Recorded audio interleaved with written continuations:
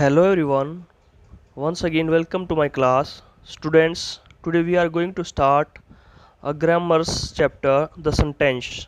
This is the most important chapter of your grammar. Today we will study about sentences, its kind, its feature and its part. प्यारे बच्चों, आज है ना हम grammar का आपका जो है ना एक महत्वपूर्ण जो विषय है, टॉपिक है सेंटेंस, उसको हम डिस्कस करेंगे। इसके अंदर हम ना क्या डिस्कस करेंगे, सेंटेंस की डेफिनेशन क्या होती है, सेंटेंस के काइंड कितने होते हैं, इसके अंदर सेंटेंस के अंदर है ना क्वालिटी क्या क्या होती है, फीचर क्या क्या होते हैं, फीचर मीन्स विशेषताएं क्या क्या होती हैं, और इसके पार्ट कौन कौन से सेंटेंस के। तो लेट्स स्टार्ट विद आपकी बुक में से ये बेटा, इसमें फर्स्ट दे रखा है सेंटेंस होता है क्या है। बेसिकली हम समझेंगे सेंटेंस होता है क्या है और किसको हम सेंटेंस कह सकते हैं।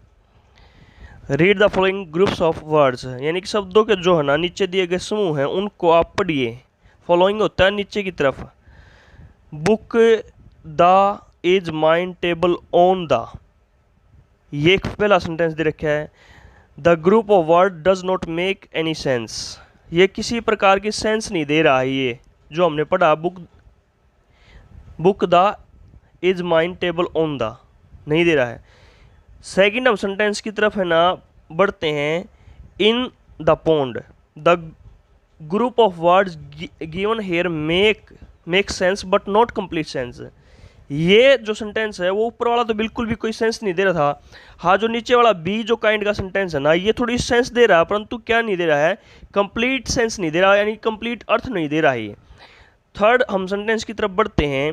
The book on the table is mine, जो थर्ड सेंटेंस है ना वो क्या कर रहा है, कंप्लीट सेंस दे रहा है, और इसी को हम क्या कहते हैं, सेंटेंस कहते हैं। सीधा सा अर्थ है बेटा, जो वाक्य है ना पूर्ण अर्थ देता है उसको हम सेंटेंस कहते हैं। ये तो हो गया हिंदी में।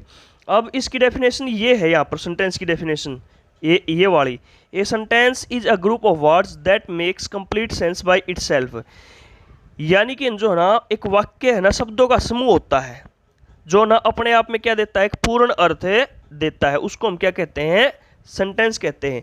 एक नेक्स्ट एग्जांपल हम देख लेते हैं। The theatre is near my house, जो थिएटर है ना वो कहाँ पर है, मेरे घर के नज़दीक है। Son is my best friend, Geeta is dancing, ये क्या है बेटा, अपने आप में सेंटेंस है, वो कंप्लीट सेंस दे रहे हैं, तो उसी को क्या कहते हैं, हमें सेंटेंस बोलते हैं। अब सेंटेंस के अंदर है ना कुछ फीचर्स होते हैं, विशेषता होती हैं, उसी को हम सेंटेंस कहते हैं। क्या क्या विशेषताएं होती हैं वो आगे हम पढ़ेंगे क्या क्या हो फीचर्स का मतलब मैंने ना बेटा पहले ही बता दिया। फीचर मीन्स क्या होता है, विशेषता, कैरेक्टरिस्टिक्स होती हैं, उसको बोलते हैं फीचर्स। अब सेंटेंस के अंदर फीचर क्या क्या होती हैं वो हम उसको स्टडी करेंगे। आगे बढ़ते हैं बेटा, क्या क्या होनी चाहिए सेंटेंस के अंदर। एक फीचर क्या है सेंटेंस की, a sentence consist of group of word that make complete sense, यानी कि ना एक शब्दों का एक समूह होता है जो क्या करता है, मेक्स कंप्लीट सेंस, यानी कि पूर्ण अर्थ देता वो होता है सेंटेंस। ये इसकी पहली विशेषता है। इट हैज़ अ वर्ब, इसके अंदर एक वर्ब होती है, यानी क्रिया होती है, verb. It begins with a capital letter, जो है ना सेंटेंस होता है वो किसके साथ प्रारंभ होता है, कैपिटल लेटर के साथ, यानी कि बड़े अक्षर के साथ।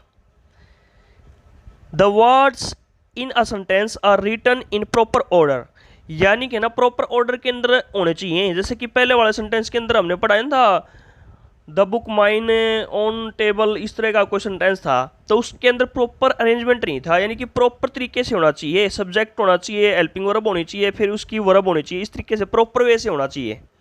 तो इंग्लिश के अंदर स्ट्रक्चर भी ये होता है, सब्जेक्ट होता है, प्लस में हेल्पिंग वर्ब होती है, प्लस उसके बाद में जो हमारा ऑब्जेक्ट होता है। तो आई थिंक ये आपको समझ में आ गया होगा भी क्या क्या होता है। नेक्स्ट हम फीचर की बात करें तो क्या होगा, प्रॉपर ऑर्डर हो चुका है। फिफ्थ हम फीचर की बात करेंगे इसका, it has a subject and predicate, इसके अंदर एक सब्जेक्ट करता होता है, दूसरा प्रेडिकेट विधेय होता है। इसका सब्जेक्ट क्या होता है, प्रेडिकेट क्या होता है, इसको हम आगे पढ़ेंगे। A sentence ends with either a full stop, a question mark और एक्सक्लेमेशन मार्क, सेंटेंस है ना भी, ये सेंटेंस के काइंड होते हैं, उसी के आधार पर क्या होता है, या तो ये है ना किससे एंड होगा, फुल स्टॉप से, पूर्ण विराम से, या फिर क्वेश्चन मार्क से, यानी कि है ना प्रश्नवाचक चिन्ह से, या फिर हो सकता है इसका एंड है ना किससे, एक्सक्लेमेशन साइन से हो सकता है, यानी कि विस्मयादि बोधक जो चिन्ह होता है उससे हो सकता है। तो बेटा ये डिपेंड करता है सेंटेंस के काइंड पर, ये किस प्रकार का सेंटेंस है। ये तो थी सेंटेंस की बात। अब जो फ्रेज है, फ्रेज भी क्या है, जो हमने सेकंड काइंड का ना जो वो क्या था, ये जैसे कि ये दे रखा है ना यहाँ पर बी पार्ट में, इन द पॉन्ड, ये एक फ्रेज है। फ्रेज का काम क्या होता है, it is also the part of a sentence, ये भी सेंटेंस का एक भाग होता है, जो क्या करता है, सेंस तो देता है, थोड़ा बहुत अर्थ तो देता है, लेकिन कंप्लीट सेंस नहीं देता है। और जो रीडर होता है ना, पढ़ने वाला होता है, उसके अंदर ना एक क्यूरियोसिटी छोड़ देता है। क्यूरियोसिटी में जो होता है उत्सुकता, भी क्या है इसके अंदर, भाई पूर्ण अर्थ नहीं दे देता है, तो वो क्या होता है बेटा, फ्रेज होता है। तो चलते हैं हम आगे बढ़ते हैं फ्रेज की तरफ। फ्रेज होता क्या है उसके बारे में पढ़ेंगे। फ्रेज के बारे में यहाँ पर डेफिनेशन दी गई है, a group of words that make sense but not complete sense is called phrase. यानी कि एक शब्दों का एक समूह होता है जो सेंस तो देता है, अर्थ तो देता है, लेकिन पूर्ण अर्थ नहीं देता, उसको हम क्या बोलते हैं, फ्रेज देता है। फॉर एग्जाम्पल यहाँ पर दिया गया है विद अ स्पून, यानी कि एक स्पून के साथ भी। अब स्पून के साथ तो है, परंतु ना ये नहीं बताया गया इसके अंदर कंप्लीट क्या है भाई स्पून के साथ भी, हम उस स्पून के साथ खेल रहे हैं, खा रहे हैं, क्या कर रहे हैं वो। इन द ऑडिटोरियम, ऑडिटोरियम के अंदर, क्या भी ऑडिटोरियम के अंदर ये नहीं पता हमें। लास्ट मंथ, लास्ट मंथ के बारे में क्या बताना चाहा अभी, लास्ट मंथ अंतिम मंथ तो दे रखा है। इन स्पाइट ऑफ, इसके बावजूद, यानी कि कंप्लीट सेंस नहीं दी जा रही बेटा, इसको हम क्या कह सकते हैं हमें कि भैया ना ये एक फ्रेज है। अगर ये कंप्लीट सेंस देता तो क्या हो जाता है, ये सेंटेंस हो जाता है। अब हम आगे बढ़ते हैं और इसके अंदर एक नोट दे रखा है, we can not call all group of words a phrase, it should make some sense. यानी कि जितने भी शब्दों के समूह है ना, उन सभी को हम फ्रेज नहीं कह सकते। एटलीस्ट है ना फ्रेज कहने के लिए क्या होना चाहिए उसके अंदर, आवश्यक है उसके अंदर कम से कम एक सेंस होनी चाहिए, थोड़ा बहुत वो अर्थ देने वाला होना चाहिए, उसी को हम फ्रेज कहेंगे। जैसे कि एग्जाम्पल देखना चाहें, फ्लेड पार्क द, ये नोट अ फ्रेज, ये फ्रेज नहीं है बेटा, ये प्लेड पार्क द, क्योंकि ये किसी प्रकार की सेंस नहीं दे रही है। अ गुड स्टूडेंट, हाँ एक अच्छा विद्यार्थी, ये फ्रेज है, ये थोड़ी बहुत क्या कर रहा है, सेंस दे रहा है, सेंस तो दे रहा है लेकिन अधूरी सेंस दे रहा है। आई थिंक आपको बेटा समझ में आ गया अंतर है, जो सेंटेंस होता है वो तो कंप्लीट सेंस देता है, और जो फ्रेज होता है वो सेंस तो देता है लेकिन कंप्लीट सेंस नहीं देता है। आगे बढ़ते हैं हमें, ये अंडरलाइन है बेटा, अंडरलाइन करने आपको दी सेंटेंसेस है, जिसके अंदर किसको अंडरलाइन करना, आपको फ्रेज को अंडरलाइन करना है। एक मैं आपको करके दिखा देता हूँ, रेस्ट ऑफ फिर मैं आपके लिए छोड़ देता हूँ। जैसे कि the garden was full of red roses, तो यहाँ पर आपको अंडरलाइन करना है किस पार्ट को, जो फ्रेज का पार्ट है ना उसको अंडरलाइन करना है। तो ये फुल ऑफ रेड रोजेज, ये क्या है बेटा, ये आपका फ्रेज है। इसी तरीके से जो रेस्ट ऑफ थ्री सेंटेंस बच गए ना, आपने इसमें ना आपकी बुक के अंदर ना पेंसिल के साथ क्या करना, आपने फ्रेज वाले पार्ट को अंडरलाइन कर देना है। ये वाला जो ना द गार्डन, ये द गार्डन यहाँ पर सब्जेक्ट का काम कर रहा है बेटा, ठीक है ना। और जो सेंस कंप्लीट नहीं दे रहा है, फुल ऑफ रेड रोजेज, तो ये हो गया अपना फ्रेज। इसी प्रकार से इसमें सेकंड में, थर्ड में और फोर्थ में आपको फ्रेज को फाइंड आउट करना अपनी बुक के अंदर। सेकंड इसका पार्ट देखा है, tick the group of words that are sentences. ये जो टोटल 10 सेंटेंस दिए गए इसके अंदर है, इसमें से ना आपको उसी सेंटेंस को टिक करना है जो एक सेंटेंस का काम कर रहा है, यानी कंप्लीट सेंस दे रहा है, ठीक है ना। जैसे कि थर्ड नंबर सेंटेंस है, ये कंप्लीट सेंस दे रहा है, तो क्या हो जाएगा, ये सेंटेंस हो जाएगा, इसको टिक करना है ऐसे इस खाने के अंदर। बाकी आपने ना, आपके लिए मैंने ना ये होमवर्क छोड़ दिया है, इसको क्या करना, आपने जो सेंटेंस है ना कंप्लीट सेंस दे रहा है उसको आपने टिक लगाना है और बाकी को छोड़ देना है। आगे बढ़ते हैं बेटा हमें। अब जो सेंटेंस होता है उसके पार्ट होते हैं, और कितने पार्ट होते हैं उसके, 2 पार्ट होते हैं, इसको हम डिस्कस करेंगे। A sentence is made up of 2 parts. एक जो सेंटेंस होता है वो किससे बना होता है, 2 पार्ट से बना होता है, नेमली यानी कि अर्थात उनमें से एक क्या है, एक सब्जेक्ट होता है, एक प्रेडिकेट होता है। सब्जेक्ट क्या होता है वो नीचे बताया गया। सब्जेक्ट क्या होता है, it is a part of sentence, ये भी एक है ना वाक्य का भाग होता है, विच टेल्स अस, जो हमें बताता है, क्या बताता है, हु और what the sentence is about, ये वाक्य किसके बारे में है, कौन इसके अंदर है ना मुख्य रूप से कंसर्न किया गया है, किसको कंसर्न किया गया है, ये बताता है। प्रेडिकेट क्या होता है बेटा, it is the part of sentence, ये भी एक सेंटेंस का क्या है, पार्ट होता है, which tells us something about the subject, जो हमें ना कर्ता के बारे में, सब्जेक्ट के बारे में कुछ ना कुछ है बताता है, भी सब्जेक्ट कर क्या रहा है उसके बारे में बताता है। फॉर एग्जाम्पल यहाँ पर नीचे दिया गया बेटा, the actors performed well, actors तो यहाँ पर करने वाले, हु डज द वर्क, जो कार्य करता है वो तो होता है सब्जेक्ट, और जो कुछ उसके द्वारा है ना सब्जेक्ट के द्वारा किया जाता है वो होता है प्रेडिकेट, यानी कि उसका विधेय। देखो ये एक्टर तो कार्य कर रहे हैं, और क्या कार्य कर रहे हैं, परफॉर्म्ड वेल, उन्होंने परफॉर्म्ड वेल किया, तो ये इसका क्या हो गया, प्रेडिकेट। आई थिंक आपको ना सब्जेक्ट के बारे में और प्रेडिकेट के बारे में पता चल गया। और सब्जेक्ट क्या होता है बेटा, कार्य को करने वाला, या फिर ना जो कुछ है ना उस वाक्य के बारे में बताया जाता है, जिसके बारे में जो कुछ कहा जाता है वही सब्जेक्ट होता है, उसको हम सब्जेक्ट बोलते हैं। यानी कि मेनली कंसर्न किसके ऊपर होता है सेंटेंस से, उसी को हम जिसके ऊपर कंसर्न होता है उसको सब्जेक्ट बोलते हैं। और सब्जेक्ट के बारे में जो कुछ कहा जाता है, यानी कि जो भी वो कर रहा है, काम किया जा रहा है उसके द्वारा, वो उसका प्रेडिकेट होता है। आई थिंक आपको समझ में आ गया होगा। अब इसके अंदर थोड़ा सा एक्सप्लेन भी कर रखा है, that actor is the subject since it tells us what the sentence is about, भी सेंटेंस किसके बारे में है, यानी कि एक्टर्स के बारे में सेंटेंस, इसलिए ये क्या हो गया हमारा सब्जेक्ट हो गया। The predicate is performed well, यानी कि विधेय क्या है, performed well, since it tells us something about subject, क्योंकि प्रेडिकेट क्यों हो गया ये, क्योंकि हमें ये किसके बारे में बता रहा है, सब्जेक्ट के बारे में बता रहा है।